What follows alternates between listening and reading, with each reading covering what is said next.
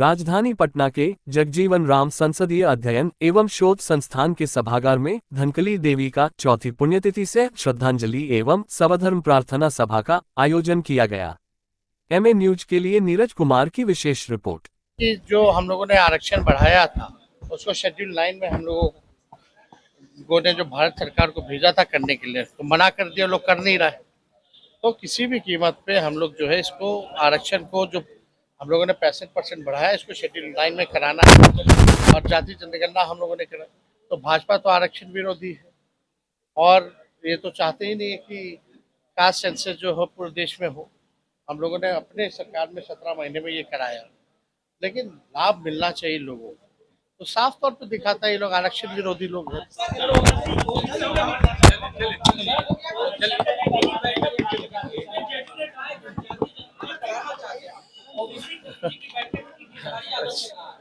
कौन क्या कहता है, जदयू का तो यही काम है, कहता कुछ है करता कुछ है।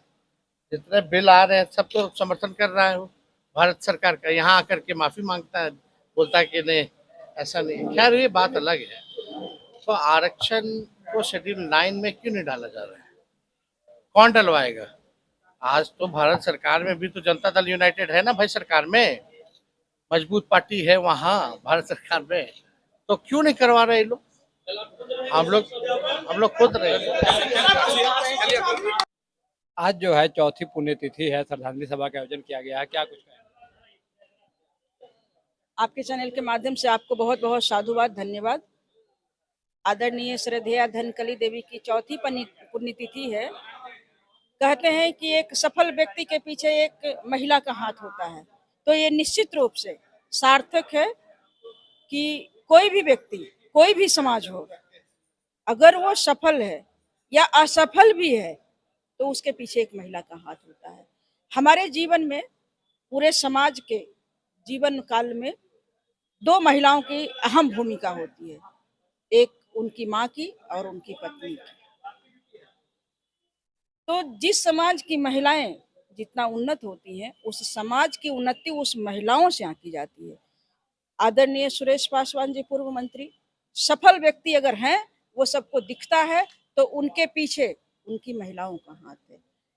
आदरणीय धनकली देवी जी आज हमारे बीच नहीं है, उनकी क्षतिपूर्ति तो नहीं की जा सकती है, लेकिन उनकी स्मृति से इसमें जो उनका व्यक्तित्व रहा है, जो उनका स्वभाव रहा है, वो दिखता है।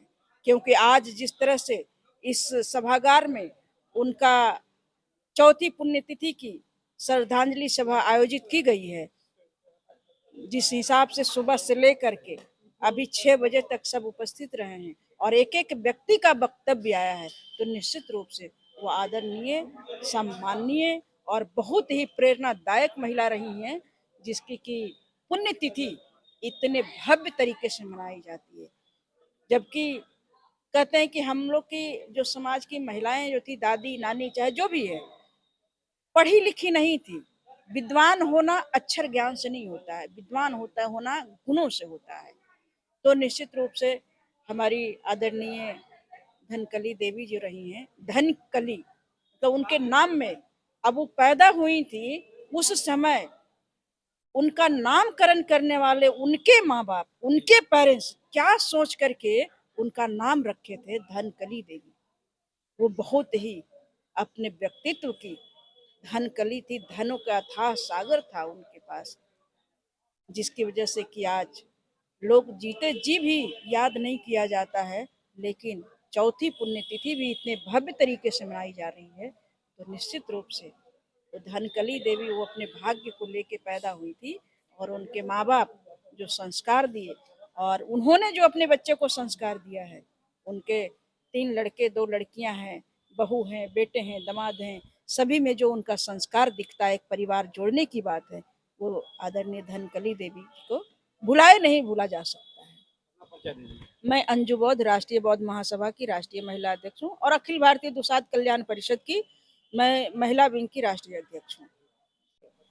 2 शब्द, कुछ वक्तव्य आप हमसे जानना चाहे तो जितना मैं जानती थी उनके बारे में, और हम बहुत उनको याद करते हैं। मतलब वहां पर देख कितना गड्ढा है, मेन रोड की बता रहे हैं। अब नाली देखिएगा, ये माने वो चेम्बर का ढक्कन खुला रहता है हमेशा, तो वहाँ भाई स्थिति बस से बदतर है। आप देखे होंगे कि लगता है कि 14-15 साल माननीय श्याम रजक जी विधायक रहे, कहाँ विकास किए। फिर देख रहे हैं कि फिर सुनने में आ रहा है आप लोग के मार्फत से कि शायद जा रहे हैं कहीं जेडीयू में, ठीक है ना। हो गए, चले गए, कल जाएंगे। अच्छा अच्छा अच्छा, तो कल मालूम चला है कि जाने वाले हैं। अब पता नहीं, यहाँ लगता है रोजगार के तलाश में जा रहे हैं कि क्या, भगवान जाने रे भाई। हम तो भाई, हम लोग के तो बड़े भाई हैं। अभी वर्तमान विधायक से कोई शिकायत नहीं क्या? वर्तमान विधायक को चाहिए काम करना, नहीं करेंगे तो जनता उठा के पटक देगा। अरे भाई हम लोग क्या कर सकते हैं, हम लोग तो घूमबे ना करेंगे। अब भाई वोट अब क्या देगा जनता, नहीं देगा, वो तो विधायक जी जाने वहाँ के जो है। बोलना ही नहीं है, सांसद तो विकास करने के तत्पर है भाई। अब भाई जो फुलवारी के पाटलिपुत्र लोकसभा के जो सांसद बनी हैं, भाई आदरणीय डॉक्टर मीसा भारती जी, अब भाई पहले भी लगातार बनी रही, तब नहीं इस बार जीती। अरे भाई आदरणीय राम कृपाल जी से सब लोग छुप हो गया था, कहीं कुछ नहीं, खाली दाल भात खाने पहुंच जाते थे, विकास का पता नहीं था। तब ना भाई वोट दिया लोग विकास के नाम पर। अब विकास देखिएगा भाई, पूरा मतलब आपको पाटलिपुत्रा में दिखेगा विकास 5 सालों में। अभी क्या विधानसभा में किस तरह का जनता का मूवमेंट? देखिए अभी विधानसभा अब कुछ नहीं, विकास का एकमात्र मुद्दा है, मतलब नौकरी का एक। विकास के हाँ, मुद्दा पर वहाँ का जनता वोट करेगी। वहाँ पूरे बिहार का जो जनता है विकास के मुद्दे पे वोट करेगी, एकदम सीधा बात समझिए। क्या इसमें नौकरी आप देखिए भाई, बहुत कम समय में तेजस्वी जी नौकरी दिए, तो मुद्दा तो रहेगा, यही मुद्दा है। हाँ बिल्कुल, विनाश के मुद्दे पे तो कोई वोट देगा। बिहार में एक तो बहुत बड़ा फैक्टर जाति वोटर का है, जो जाति है एक गोलबंद होती है, क्या फुलवारी में नहीं ऐसा होगा? अच्छा हमको एक चीज बताइए, एकदम सीधा सीधा बताइए, एकदम साफ लफ्जों में। आदरणीय मीसा भारती चुनाव जीती, हमको लगता है 2-2.5 लाख पासवान का वोट होगा, ठीक है ना। फुलवारी का तो मेरा बिल्कुल सर्वे है, एक एक बूथ के बारे में बता देंगे कैसे क्या नहीं है। तो अगर पूरे पाटलिपुत्रा की बात करते हैं तो 50-2.5 लाख पासवान का वोट है। उसमें मान लीजिए कम से कम तो 50,000 वोट तो पासवान दिया ही होगा। अब भाई आप बूथ देख लीजिए पासवान के गांव का, पता चल जाएगा क्या स्थिति था। तो पासवान चढ़ बढ़ के वोट दिया 50,000। तो भाई पासवान क्या है, दलित है ना है। तो भाई दलित किया ना वोट उनको, क्यों किया वोट, जाना कि नहीं अच्छा नेता है, हमारे लिए कुछ करेंगी, तो भाई उसकी वजह से वोट किया लोग।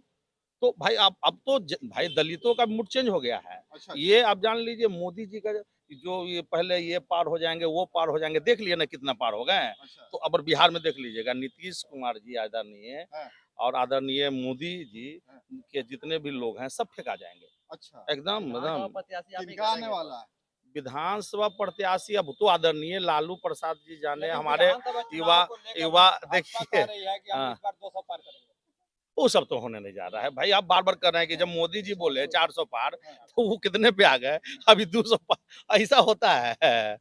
कल आरक्षण को लेकर नेता प्रतिपक्ष तेजस्वी यादव धरना देने जा रहे हैं, क्या आप लोग भी साथ देने वाले हैं? अरे भाई देखिए, हम तो भाई तेजस्वी जी के लालू जी के साथ तो शुरू से ही हैं, कहीं हम गए भी नहीं उन्हीं के। अच्छा, उनके वजह से ही हम लोग भाई मैंने बोलना भी जान, लालू जी के वजह से ही हम जानते हैं कि भाई इतना सम्मान दिए, जगह दिए, तो आज बोल भी रहे आप लोग, आप लोग हमको जान भी रहे हैं, लालू जी का देन है, बस समझिएगा। तो भाई कहीं किंतु कोई प्रश्न नहीं उठता है भाई, आप जो बात को। अब देखिए फुलवारी विधानसभा की बात करते हैं तो हम तो भाई हो सकता है कि पासवान को भी टिकट मिले। अब भाई अब तो शीर्ष जो नेतृत्व है हमारे नेता आदरणीय लालू प्रसाद जी जाने, तेजस्वी प्रसाद जी जाने, मीसा भारती जी जाने कि किनको वहाँ टिकट देंगी, कौन लोग जीतेंगे, अब तो वो उनका मामला है। हम लोग तो चाहते हैं कि किसको भी टिकट मिले वो जीते। फुलवारी विधानसभा में हर एक जगह आपका तिथि के अवसर पे श्रद्धांजलि सभा, सर्वधर्म प्रार्थना सभा कार्यक्रम में उपस्थित बिहार सरकार के पूर्व उप मुख्यमंत्री, नेता प्रतिपक्ष और देश भर के युवाओं के आइकॉन, हम सबके आदरणीय तेजस्वी प्रसाद यादव जी, श्रद्धांजलि सभा में आए माननीय सांसद औरंगाबाद अभय कुशवाहा जी, माननीय सांसद संजय कुमार जी जो राज्यसभा के हमारे नवनिर्वाचित सांसद हैं, माननीय विधायक समारोह में अध्यक्षता कर रहे सुरेश पासवान जी, मंच का संचालन कर रहे यूसुफ अंसारी साहब जी, मंच पर उपस्थित अजय पासवान जी, सुरेश मेहता जी, राम लखन रमन जी, अनवर आलम जी, एजाज अहमद जी, डब्लू जी, कुंडल वर्मा जी, अरुण गुप्ता जी, सुबोध सिंह जी, नंद कुमार यादव जी, भोला यादव जी, संजय यादव जी, सुरेंद्र यादव जी, उदय उज्ज्वल जी, मनोज कुमार सिंह जी, श्याम बिहारी पासवान जी, इंदल जी, अनिल कुमार जी, शंकर कुमार यदवंदु जी, रविंद्र यादव जी, पुट्टू यादव जी, मंजीत जी, संजीत जी, ओम प्रकाश जी, सुरेंद्र चौरसिया जी, ललिता जी, गजेंद्र माझी जी, अमित पासवान जी, संजय वाल्मीकि जी, प्रोफेसर अमित जी, मोहम्मद अनुहलक, श्री सत्यनारायण शर्मा प्रखंड अध्यक्ष जी, सबिता देवी जी, रमेश यादव जी, अंजू देवी जी, रमेश जी, मंजू कुमार जी, राजेश कुमार जी, बबलू कुमार जी, राजेश कुमार शर्मा जी और माननीय मंत्री जी के परिवार के सुपुत्र मिथिलेश कुमार जी, कमलेश कुमार जी, दीपक कुमार जी, सुपुत्री कुसुम कुमारी जी, सुषमा कुमारी जी और श्री विकास कुमार जी, सुशील कुमार जी, वीरेंद्र राम जी, अरुण जी, श्री श्याम बिहारी जी और सभी आए हुए श्रद्धा के सुमन अर्पित करने श्रद्धांजलि समारोह में आप सब लोगों का स्वागत है। आप सब लोगों का शुक्रगुजार है कि आज हम सब लोग जो है यहाँ जुटे हैं स्वर्गीय धनकली देवी जी को श्रद्धा के सुमन श्रद्धांजलि देने के लिए और उनको याद करने के 4 साल हो गए और आप सब लोग जानते हैं कि कोविड के काल में ये उनका देहांत हुआ था, जिससे पूरा देश जो है जूझ रहा था। कई लोगों के कोविड कार्यकाल में जो है मृत्यु हुई थी। एक कठिन समय था और हम सब लोग आज यहाँ पहुंचे हैं और ईश्वर से प्रार्थना है कि उनकी आत्मा को शांति मिले और उनके सभी परिवार परिजन रिश्तेदारों के प्रति हमारी संवेदना है। हम सब लोग जो है उनको याद करते हैं और साथ ही साथ जो भी नुकसान हुआ है, खैर ये तो हम लोगों के हाथ में है, आना जाना इस दुनिया से चलता रहता है। लेकिन सुरेश पासवान जी आए थे 3 दिन पहले, निमंत्रण दिए थे कि कराना चाह रहे हैं और बोले आप कराइए, हम आएंगे उसमें। तो आज हम आए, आने में काफ़ी देरी भी हुई क्योंकि आप लोग जान रहे हैं कि कई कार्यक्रम था वहाँ 5 नंबर और इसके बाद भी पटना सिटी में भी एक कार्यक्रम है। लेकिन हम सब लोग यहाँ उपस्थित हैं, इनके साथ खड़े हैं, सभी दल के लोग यहाँ वहाँ आए हुए हैं, सब लोग मजबूती के साथ सुरेश पासवान जी के साथ हम लोग हैं, खड़े हैं और ज़्यादा कुछ तो नहीं बोलेंगे और ज़्यादा राजनीति यहाँ बात भी नहीं होती। ये एक ही है कि भाई उनकी आत्मा को शांति मिले और पूरे परिवार के लोग यहाँ हैं, पुत्र सुपुत्री सब लोग हैं, सब लोग जो है मजबूत रहें, स्वस्थ रहें, यही हम लोग जो है कामना करते हैं और आमंत्रित किया गया हमको, इसके लिए भी आभार प्रकट करते हैं। बहुत बहुत धन्यवाद। उनके प्रति श्रद्धा विश्वास रखते थे, उनके कामों को जिन्होंने अपने आंखों से देखा था और उन्होंने जिस तरह से समाज के निर्माण में अपनी महती भूमिका निभाई थी, उस व्यक्तित्व की चर्चा, उनके कृतित्व की चर्चा तो हुई, लेकिन सबसे बड़ी बात यह है कि उनके पति सुरेश पासवान जी, जो उनके सानिध्य में उन्होंने एक दूसरे के साथ परस्पर जो समाज के निर्माण में भूमिका निभाई और समाज के निर्माण के प्रति इनकी जो सोच रही, उस सोच में पूरी तरह से सहयोग देने का अगर किसी ने काम किया तो स्वर्गीय धनकली देवी जी हैं। आज उनके कृतित्व और व्यक्तित्व पर चर्चा के लिए यहाँ पर उपस्थित हैं राष्ट्रीय जनता दल संसदीय दल के नेता भाई अभय कुमार सिन्हा, अभय कुशवाहा जी यहाँ पर उपस्थित हैं। बिहार सरकार के पूर्व मंत्री डॉक्टर राम लखन राम रमन जी यहाँ पर उपस्थित हैं। औरंगाबाद के जिला अध्यक्ष पूर्व विधायक भाई सुरेश मेहता जी यहाँ पर उपस्थित हैं। राष्ट्रीय जनता दल के नेता अजय पासवान जी यहाँ पर उपस्थित हैं।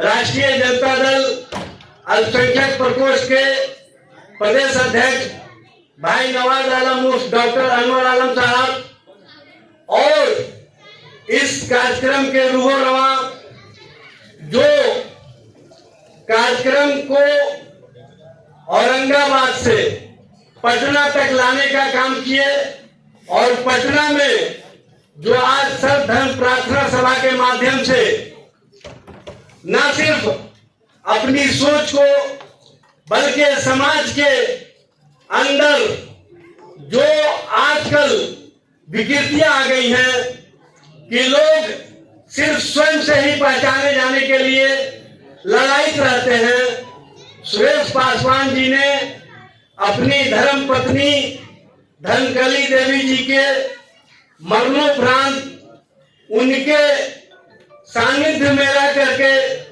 जो समाज के प्रति समर्पण और कार्यों को आगे बढ़ाने का काम किया था, उस एहसास को हर घर तक पहुंचाने के लिए, हर लोगों तक पहुंचाने के लिए आज के कार्यक्रम का आयोजन करके न सिर्फ महिला के सम्मान को बढ़ाने का काम किया, एक मां के सम्मान को बढ़ाने का काम किया।